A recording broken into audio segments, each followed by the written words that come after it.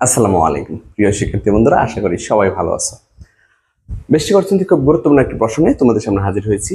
যুগান স্থিতিস্থাপকতার ধারণাটি ব্যাখ্যা করো। যুগান স্থিতিস্থাপকতার ধারণাটি ব্যাখ্যা করো। ভেরি ভেরি ইম্পর্টেন্ট প্রশ্নটি আমরা মনোযোগ সহকারে প্রথম থেকে শেষ পর্যন্ত দেখবো ইনশাআল্লাহ। যুগান স্থিতিস্থাপকতা খেয়াল করো সবাই ভালো করে। যোগানের উপর প্রভাব সৃষ্টিকারী অন্যান্য উপাদান যেমন কর, ভর্তুকি, উপকরণের দাম ইত্যাদি স্থির থেকে শুধুমাত্র দামের আপেক্ষিক বা শতাংশিক পরিবর্তনের ফলে যোগানের যে আপেক্ষিক বা শতাংশিক পরিবর্তন হয় তাকে যোগান স্থিতিস্থাপকতা বলে।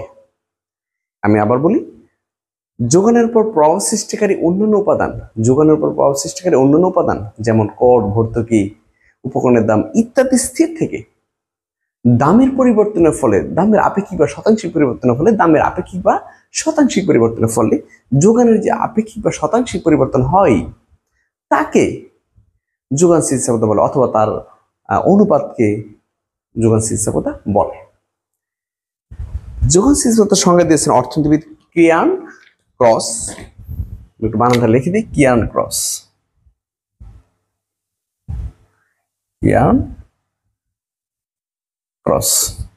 কিয়ান ক্রস তিনি বলেছেন, দামের পরিবর্তনের ফলে কোন দ্রব্যের যোগানের পরিমাণ যে হারে সাড়া দেয় তাকে যোগান স্থিতিস্থাপকতা বলে। আমি আবার বলি, কিয়ান ক্রস বলেন, দামের পরিবর্তনের ফলে কোন দ্রব্যের যোগানের পরিমাণ, দামের পরিবর্তনের ফলে কোন দ্রব্যের যোগানের পরিমাণ যে হারে সাড়া দেয় তাকে যোগান স্থিতিস্থাপকতা বলে। আবার অধ্যাপক লিপসি বলেন, দামের পরিবর্তনের ফলে যোগানের পরিমাণে যে প্রতিক্রিয়া সৃষ্টি হয়, দামের পরিবর্তনের ফলে যোগানের পরিমাণে যে প্রতিক্রিয়া সৃষ্টি হয় তার পরিমাপই হচ্ছে যোগান স্থিতিস্থাপকতা। লিপসি বলছেন আর হচ্ছে কিয়ান ক্রস বলছেন। তোমরা ইচ্ছা করলে দুটো সংজ্ঞা, অবশ্যই সংজ্ঞা ইনভার্টেড কমার ভিতরে রাখবা, আর কালার পেন দিয়ে লিখে দিতে পারো, সবুজ অথবা নীল কালি দিয়ে লিখে দিতে পারো। কিয়ান ক্রসের সংজ্ঞা এবং লিপসির দুটি সংজ্ঞা, ব্যাস। এরপর আমরা লিখবো নিম্নের সূত্রের সাহায্যে যোগান স্থিতিস্থাপকতাকে প্রকাশ করা যায়। কিভাবে আমরা একটু লিখে নিতে পারি, যোগান স্থিতিস্থাপকতা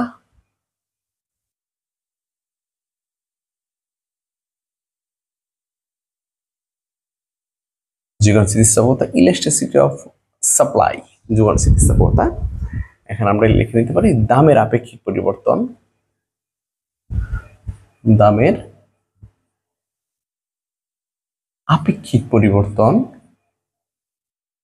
আর উপর লিখতে পারি আমরা যোগানের আপেক্ষিক পরিবর্তন।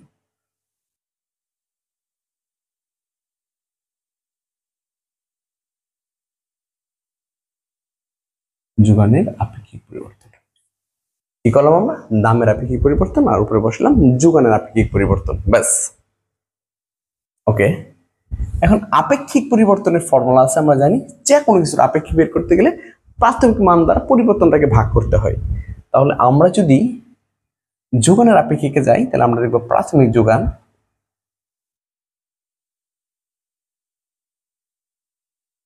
আর উপরে হবে যোগানের পরিবর্তন।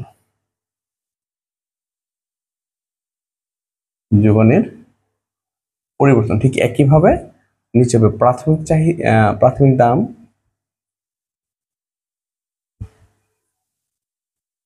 আর হচ্ছে দামের পরিবর্তন। খেয়াল রাখতে হবে, দামের আপেক্ষিক পরিবর্তন প্রাথমিক দাম, দামের পরিবর্তন প্রাথমিক যোগান, যোগানের পরিবর্তন, ব্যাস। আমরা যদি একটু গাণিতিকভাবে লিখি, ইএস সমান প্রাথমিক দাম পি, দামের পরিবর্তন ডেল্টা পি, প্রাথমিক যোগান কিউ অথবা কিউএস লিখতে পারি, যোগানের পরিবর্তন ডেল্টা কিউএস। ঠিক আছে, এখন যদি আমরা হর লব গুণ করে দিই, এটা হচ্ছে মূল ভগ্নাংশের দাগ, লবটা আগে লিখে নিব ডেল্টা কিউএস, আর এখানে হবে কিউএস ইনটু হর গুণ করলে হরে পি উপরে যাবে, ডেল্টা পিটা নিচে আসবে। এবার আমরা জাত মিলাই দিই, ডেল্টা কিউএস আর নিচে হবে ডেল্টা পি, আর পি উপরে কিউএস নিচে, অথবা কিউ দিলে হয়, এখানে যোগান কি অসুবিধা না, কিউ দিলে হয়, ব্যাস। এই হচ্ছে গাণিতিক সূত্র। আমি এবারে উদাহরণে যেতে পারি। যদি উদাহরণ দেই যে লিখে নিতে পারো। যে উদাহরণ, ধরি কোন দ্রব্যের দাম 10 টাকা হতে কমে 5 টাকা হলো, ফলে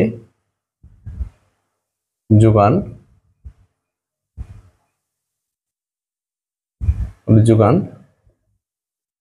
40 একক হতে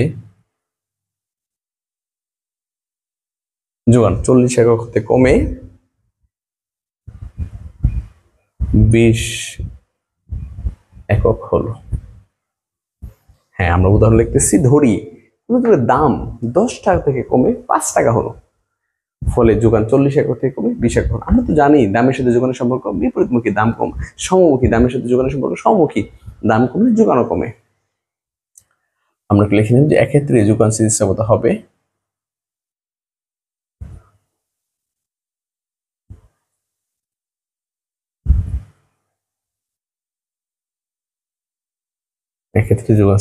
হবে ES সমান delta QS delta P by QS সমান এখানে এক্ষেত্রে বা যেখানে P প্রাথমিক দাম কত 10, ডেল্টা P দামের পরিবর্তন 10 থেকে 5 হয়েছে, 5 থেকে আগে লিখবো, 10 বাদ দিব, সমান হচ্ছে -5। যোগান QS প্রাথমিক যোগান কত 40, যোগানের পরিবর্তন ডেল্টা QS 20, তো 20 থেকে 40 বাদ দিব, সমান হচ্ছে -20। তাহলে যদি আমরা এখন মান বসাই, ডেল্টা Q হচ্ছে -20, ডেল্টা P হচ্ছে -5, P হচ্ছে 10 আর QS হচ্ছে 40। তো আমি যদি এবার হিসেব করি, মাইনাস প্লাস 4 5 5 5 কাটিয়ে দিলাম, তাহলে 1 মাইনাস প্লাস একদম 1 থাকে, অতএব ES এর মান 1 পেয়েছি আমরা। এইভাবে আমরা যোগান স্থিতিস্থাপকতা বের করতে পারি। এরপরে আমরা চিত্রের সাহায্যে ব্যাখ্যা দিব। চিত্রের সাহায্যে ব্যাখ্যা দিব কিভাবে দিব, আমরা শুরুতে চিত্রটা অঙ্কন করে নিচ্ছি।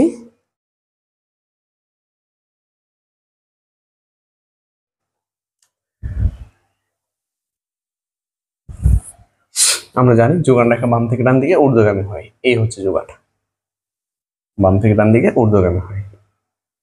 M1 M2 P1 P2 Y0 X A B S S দাম যোগানের পরিমাণ,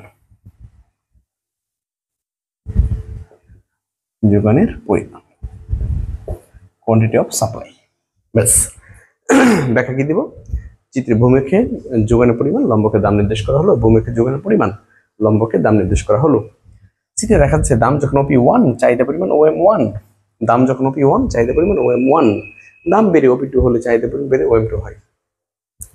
ভূমিকে যোগানের পরিমাণ, লম্বকে দাম নির্দেশ করা হচ্ছে, চিত্রে দেখা যাচ্ছে দাম যখন OP1 যোগানের পরিমাণ OM1, দাম বেড়ে OP2 হলে যোগানের পরিমাণ বেড়ে OM2 হয়। সুতরাং লেখা যায়, কি লেখা যায় দেখো, প্রাথমিক দাম P সমান OP1, প্রাথমিক দাম P সমান OP1, দামের পরিবর্তন ডেল্টা P। আমরা যে কোনো পরিবর্তন বের করতে গেলে পরিবর্তিত মান থেকে প্রাথমিক মান বাদ দিব, তাই না? তাহলে এখানে পরিবর্তিত মান হচ্ছে OP2 হচ্ছে পরিবর্তিত মান, তাহলে OP2 থেকে আমি বাদ দিয়ে দিব OP1, OP2 থেকে বাদ দিব OP1, OP2 হচ্ছে পরিবর্তিত মান, প্রাথমিক মান বাদ দিয়ে দিব, তাহলে OP2 থেকে যদি OP1 চলে যায় থাকে P1 P2, OP2 থেকে OP1 চলে গেলে P1 P2। এরপরে দেখো প্রাথমিক যোগান, বা প্রাথমিক যোগানের পরিমাণ QS সমান, প্রাথমিক যোগান হচ্ছে OM1, ওএম 1, এরপর হচ্ছে যোগানের পরিবর্তন,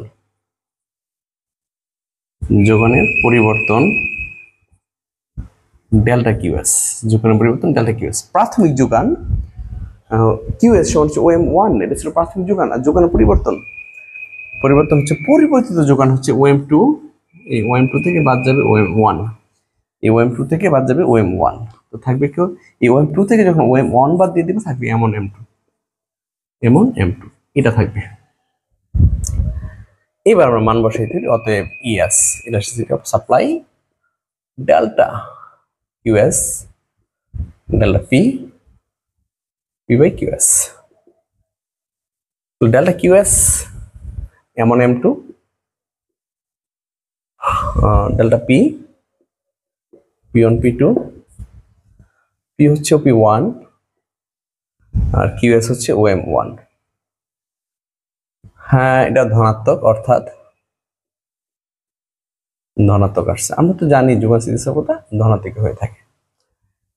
এইভাবে আমরা যোগান স্থিতিস্থাপকতার ধারণাটা ব্যাখ্যা দিয়ে দিব। প্রথমে সংজ্ঞা দিব, মনীষীদের সংজ্ঞা দিব, সূত্র দিব, উদাহরণ দিব, এরপর চিত্রকতা ব্যাখ্যা দিয়ে দিব। আশা করি সবাই খুব ভালো করে বুঝতে পেরেছ। আমার ক্লাস যদি ভালো লাগে তুমি তোমার বন্ধু বান্ধব সবাইকে আমার অনলাইন ক্লাসের বিষয়ে শেয়ার করো। ভালো থেকে সুস্থ থাকো। আসসালামু আলাইকুম।